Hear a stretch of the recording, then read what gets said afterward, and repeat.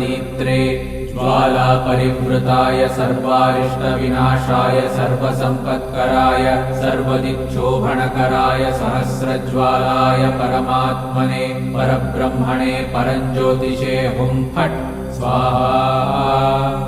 ॐ श्रीं ह्रीं ऐं क्लीं कृष्णाय गोविन्दाय गोपीजनवल्लभाय पराय परमपुरुषाय परमात्मने परकर्म मंत्र यंत्र तंत्रौषधास्त्रशस्त्राणि संहर संहर मृत्योर्मोचय मोचय आयुर्वर्धय वर्धय क्षिप्रारोग्यं च कुरु कुरु सर्वकार्यसिद्धिं कुरु कुरु।